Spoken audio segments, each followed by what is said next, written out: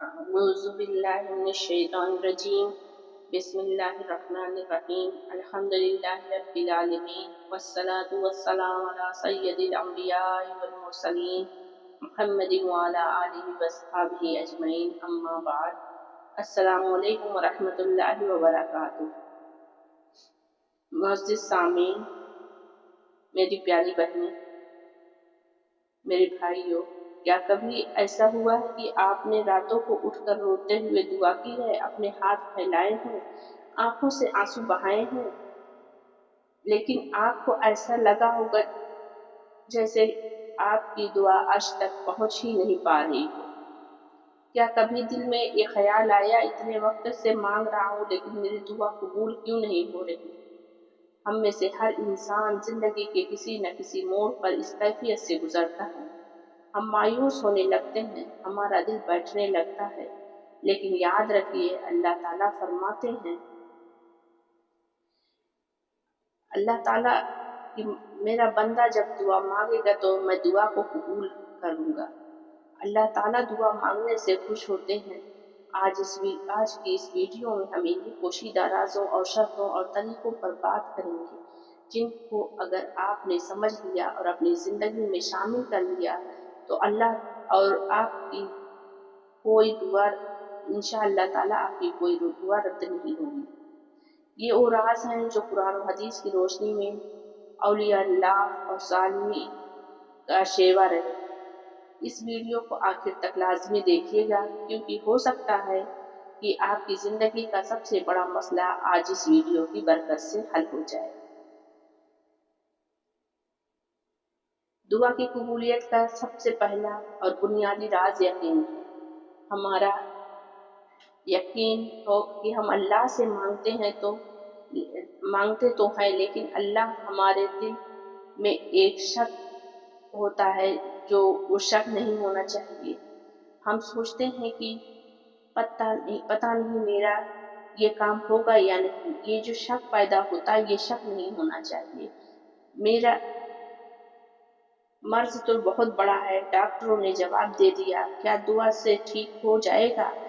نبی کریم صلی اللہ علیہ وسلم نے فرمایا، اللہ سے اس حال میں دعا کرو کہ تمہیں اس کی قبولیت کا پورا یقین ہو اور جان لو کہ اللہ کسی غافل اور بے پرواہ دل کی دعا کو قبول نہیں کرتا۔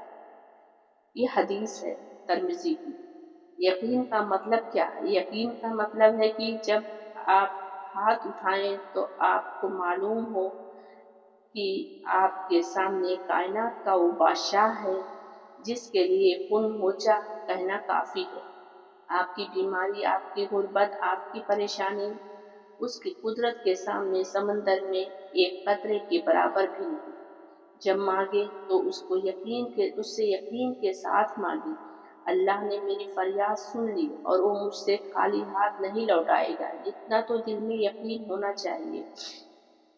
میری عزیز، ہم رات بھر مصلے پر روتے ہیں لیکن اگر ہمارے پیٹ میں جانے والا لقمہ حرام کا ہے، ہماری کمائی میں سود، رشوت یا کسی کا حق مارا ہوا شامل ہو تو ہماری دعائیں آسمان کی بلندیوں کو نہیں چھو سکتی۔ رسول اللہ صلی اللہ علیہ وسلم نے ایک شخص کا ذکر فرمایا جو لمبا سفر کرتا ہے، بال بکھرے ہوئے ہیں، غبار آلود ہیں، اپنے ہاتھ آسمان کی طرف اٹھا کر کہتا ہے، اے میرے رب، اے میرے رب، لیکن اس کا کھانا حرام کا ہے، اس کا پینا حرام کا ہے، اس کا لباس حرام کا ہے، اس کی غذا حرام سے ہے، تو اس کی دعا کہاں سے قبول ہو؟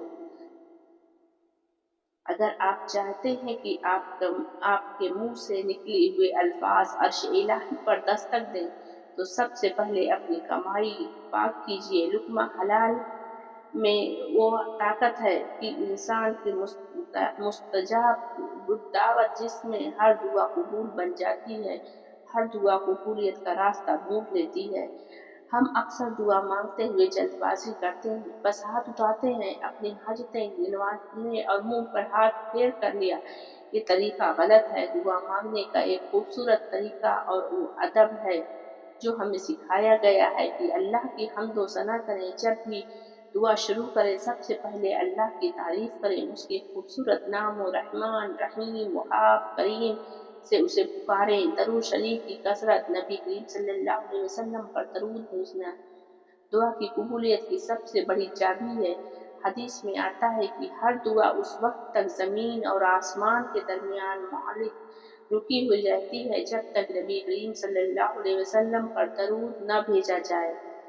जब आप दुआ के अव्वल और आखिर में दरूद शरीफ पढ़ते हैं तो अल्लाह ताला दरूद की बरकत से दरमियान की दुआ को भी कबूल फरमा लेते हैं।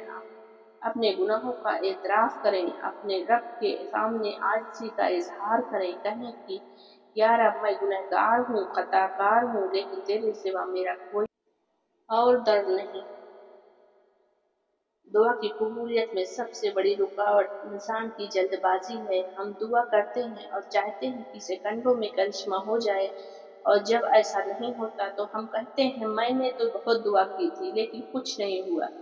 नबी करीम सल्लल्लाहु अलैहि वसल्लम ने फरमाया, बंदे की दुआ उस वक्त तक कबूल की जाती है जब तक वो जल्दबाजी ना करे, यानी ये ना कहे कि मैंने दुआ की थी वो कबूल नहीं हुई। अल्लाह का अपना एक वक्त है, वो हकीम है, वो जानता है वो आपको कौन सी चीज़ किस वक्त देनी है। बाज़ औक़ात वो आपको वो चीज़ फौरन नहीं देता क्योंकि वो वक्त आपके लिए नुकसानदा हो सकता है। सब्र कीजिए, उसके फैसले पर राज़ी रहिए। अल्लाह ताला को सबसे ज़्यादा प्यारी कैफियत लगती है जब बंदा बिल्कुल बेबस होकर टूटे हुए दिल के साथ उसके सामने झुक जाता है। कुरान पाक में इरशाद है, एक आयत है जिसका तर्जुमा है कि भला कौन है जो बेकरार की इल्तिजा सुनता है, जब वो उसे पुकारता है उसकी तकलीफ दूर करता है।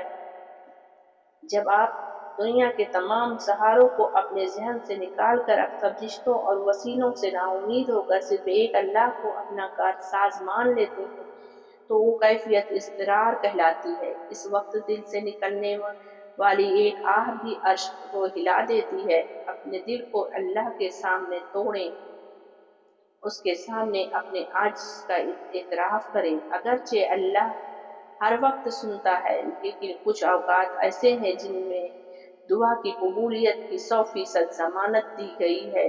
एक दाना इंसान उन औकात को कभी ज़ाया नहीं करता। तहज्जुद का वक्त, रात का आखिरी पहर, दुनिया जब सो रही होती है, अल्लाह ताला आसमान दुनिया पर नुज़ूल फरमाते हैं और पुकारते हैं कि है कोई मांगने वाला जिसे मैं दूं, है कोई मग़फ़िरत चाहने वाला जिसे मैं बख्श दूं। अज़ान के वक्त और अकामत के दरमियान उस वक्त की गई दुआ रद्द नहीं होती। फ़र्ज़ नमाज के बाद फ़ौरन दिल से मांगी गई दुआ कबूल होती है। बंदा अपने रब के सजदे की हालत में बंदा अपने रब के सबसे ज़्यादा करीब होता है। सजदों में रो रो कर दुआ मांगे। जुमा के दिन एक खास घड़ी है, असर से मगरिब के दरमियान एक ऐसी घड़ी आती है जिसमें मांगी गई हर जायज़ दुआ कबूल होती है। बारिश गिरते वक्त, सफ़र के दौरान,